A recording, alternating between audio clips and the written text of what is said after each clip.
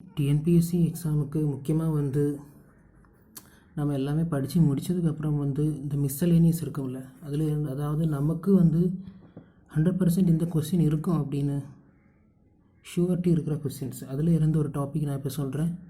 இதை வந்து ஒரு 1 மார்க் இல்லைன்னா 2 மார்க் கொஸ்டின்ஸ் உங்களுக்கு ஏர்ன் பண்ண முடியும். நிச்சயமாக வந்து எலெக்ஷன் கமிஷனில் இருந்த கொஸ்டின் இருக்குது, ஏன்னா எலெக்ஷன் வந்து கிட்டத்தட்ட நெருங்கி இருக்குது. அதனால் சொல்கிறேன், எலெக்ஷன் கமிஷனில் இருந்து கொஸ்டின்ஸ் இருக்கும். Election commission article 324 to 329. இப்போ எலெக்ஷன் கமிஷன் பொறுத்த ஆர்டிக்கிள் எதுன்னு கேட்டினா அது 324 தான். 324 தான். மற்ற கொஸ்டின்ஸ் பார்க்கலாம். Election commission. The Election Commission is a permanent and an independent body established on 25th July 1950.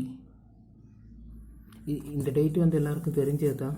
25th July 1950. From 2001 January 2050 celebrated as Voters Day in India. இப்போ வந்து ஓட்டு வந்து எலெக்ஷன் வந்து நெருங்கி இருக்குது, அதனால் இந்த மாதிரி கொஸ்டின் கேட்குறதுக்கு நிறைய வாய்ப்புகள் இருக்குது. From 2011 January 25th is celebrated as Voters Day in India. The article deals with Election Commission. Article 324. Headquarters of Election Commission is Nirvajan Sadan, New Delhi. Election Commission பொறுத்த ஆர்டிக்கிள் வந்து ஆர்டிக்கிள் 324. எலெக்ஷன் கமிஷனோட headquarters வந்து Nirvachan Sadan, new Delhi. Appointment of the Chief Election Commissioner and other election commissioners are made by the President. இப்போ election கமிஷனுக்கு வந்து ஒரு chief election commissioner இருக்கும், மற்றபடி 2 election commissioners இருக்கும். அவங்கள வந்து அப்பாயிண்ட் பண்ணுறது பிரசிடெண்ட் தான். பிரசிடெண்ட் தான் அந்த சீஃப் எலெக்ஷன் கமிஷனரையும் மற்ற 2 எலெக்ஷன் கமிஷனர்ஸையும் அப்பாயிண்ட் பண்ணுறது. The tenure of election commission is 6 years. ஒரு எலெக்ஷன் கமிஷனுடைய காலாவதி அப்படிங்கிறது 6 years. இல்லைன்னா அந்த எலெக்ஷன் கமிஷனருக்கு 65 வயசு ஆகணும். இதில் எது முதல்ல நடக்குதோ அதுதான் எலெக்ஷன் கமிஷனுடைய டென்யூர் இல்லைன்னா காலாவதி. 6 years or 65 years of age, whichever is earlier. The election commissioners can be removed by president. பிரசிடெண்டால் தான் அப்பாயின்மெண்ட் பண்ணுறாங்க, பிரசிடெண்டால் தான் ரிமூவ் பண்ணுறாங்க. The article deals with universal adult franchisee. Article 326. இப்போ எலெக்ஷன் கமிஷனை பொறுத்த ஆர்டிக்கிள் எதுன்னு கேட்டுருச்சுன்னா 324 தான். The article deals with the universal adult franchisee. Article 326. Voting age was lowered to 18 from 21 years in 1989. நமக்கு தெரியும் 21 ஆகி இருந்த ஓட்டிங் ஏஜை 18 ஆக்கி மாற்றினது ராஜீவ் காந்தி தான். அது 61st Constitutional Amendment Act of 1988. The Prime Minister who reduced the voting age to 18 years is Rajiv Gandhi. இந்த constitutional அமெண்ட்மெண்ட்டை பார்த்துங்க, 61st கான்ஸ்டியூஷனை வந்து அமெண்ட்மெண்ட் பண்ணி தான் அதை வந்து திருத்தி எழுது தான் 1988 திருத்தி எழுதி தான் 21 ஆகியிருந்த ஓட்டிங் ஏஜே 18 ஆகிறது. இது நடந்தது வந்து 1989 தான். இது லோவாக மாறி இந்த லோ வந்தது 1989 தான். அமெண்ட்மெண்ட் பண்ணது 1988 தான். அப்போ வந்து ராஜீவ் காந்தி தான் பிரைம் மினிஸ்டராக இருந்தீங்க.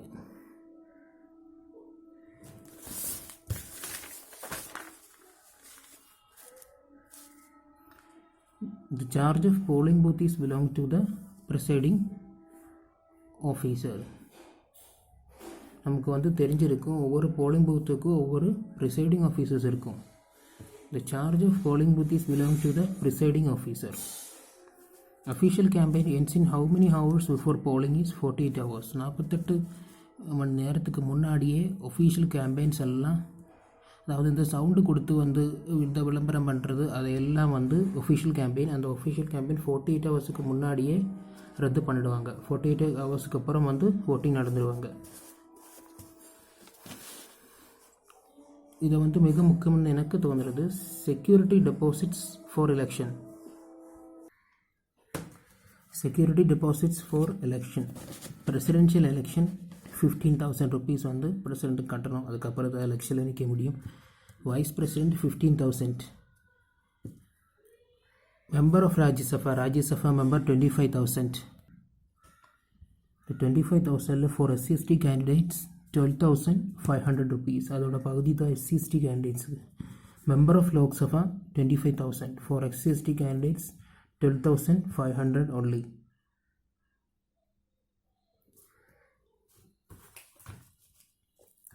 For MLAs க்கு வந்து 10,000 rupees. For SC/ST candidates 5,000 only. இது படிக்கணும். President 15,000 rupees. Vice President 15,000. Member of Rajya Sabha 25,000. For SC/ST candidates 12,500 only. Member of Lok Sabha 25,000. For SC/ST candidates 12,500. MLA 10,000 rupees. For SC/ST candidates 5,000 rupees. The more information இது வந்து உங்களுக்கு தேவைன்னா படிச்சுக்கலாம், இல்லைன்னா விட்டுடலாம்.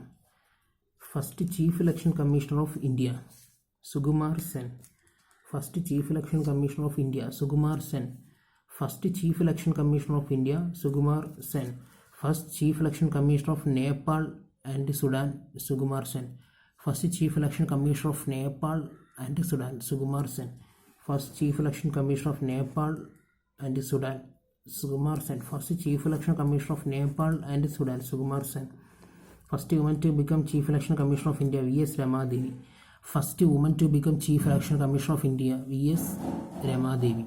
Chief Election Commissioner ആണ് first woman V.S. Rama Devi. Longest serving Chief Election Commissioner of India Kalyana Sundaram.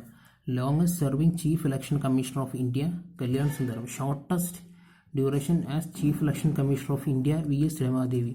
Shortest duration as Chief Election Commissioner of India V.S. Rama Devi. Nota. None of the above. Which country first introduced Nota? France. Nota தான் உங்களுக்கு தெரியும், எந்த ஒரு வாக்காளருக்குமே ஓட்டு கொடுக்காத வந்து இன்னொரு option இருக்கும். அது ஆக்சுவலாக வந்து தாழ் அண்டரில் இருக்கும் ஓட்டிங் மிஷினோடைய. இதை வந்து நோட்டான்னு சொல்கிறேன். நன் ஆஃப் த எபோவ் அப்படின்னா எந்த வாக்காளருக்குமே நம்ம ஓட்டு போடலைன்னு அர்த்தம். Which country first introduced NOTA? ஃப்ரான்ஸில் தான் முதல்ல வந்து நோட்டா வந்தது. The first country to introduce NOTA Bangladesh தான். The NOTA option was made mandatory by Supreme Court of India. 26 September 2013 தான் சுப்ரீம் கோர்ட் ஆஃப் இந்தியா வந்து நோட்டாவை mandatory ஆக்குனாங்க. அதாவது நோட்டா இருந்து தான் ஆகணும் அப்படின்னு வந்தாங்க. Which is a 15 country to introduce NOTA? Nepal. நோட்டாவை introduce, அதாவது none of the above introduce பண்ணுற 15th country தான், 15வது country தான் இந்த Nepal. In India NOTA was first implemented at New Delhi. New Delhi எலெக்ஷனில் தான் நோட்டா ஃபஸ்ட் இன்ட்ரடியூஸ்ட் ஆனார். த symbol of NOTA has been designed by national institute of design Ahmedabad. நோட்டாவுடைய இந்த simple இருக்குது, நோட்டாவுக்கு அந்த ஒரு சிம்பிள் இருக்குது. அந்த சிம்பிளை இன்ட்ரடியூஸ் பண்ணுறது, அந்த சிம்பிளை டிசைன் பண்ணது national institute of design Ahmedabad. இப்போ வந்து நம்ம ஸ்டேட் எலெக்ஷன் கமிஷனை பற்றி பார்க்க போகிறோம். இது வந்து எலெக்ஷன் டைம் கிட்டத்தட்ட நெருங்க போகிறது, அதுதான். அதனால் ஸ்டேட் எலெக்ஷன் கமிஷன் வந்து ரொம்ப இம்பார்ட்டன்ட் நினைக்கிறேன். The State Election Commissioner is appointed by Governor. The State Election Commissioner is appointed by the Governor. The State Election Commissioner holds the office of tenure of 5 years. Chief Election Commissioner ஓடதே வந்து Chief Election Commissioner வந்து 6 years. ஆனால் State Election Commissionerக்கு வந்து 5 years தான். இதை note பண்ணிக்கோங்க. The minimum age for contesting panchayat election is 21 years. மற்ற எல்லா எலெக்ஷனுக்குமே வந்து 18 years போதும். அது வந்து ராஜீவ் காந்தி 61st amendment நாம் ஏற்கனவே சொல்லியிருக்கோம். The minimum age for contesting panchayat election is 21 years. The State Election Commission may resign his office by writing to Governor. Chief Election Commissioner வந்து மற்ற எலெக்ஷன் கமிஷனர்ஸும் வந்து பிரசிடென்ட் கிட்ட தான் ரிசைன் லெட்டர் கொடுக்கணும். ஆனால் ஸ்டேட் எலெக்ஷன் கமிஷனர் வந்து ரெசிக்னேஷன் லெட்டரை governor கிட்ட கொடுக்கணும். உங்களுக்கு யூஸ்ஃபுல்லாக இருக்குன்னு நினைக்கிறேன். Okay, thank you.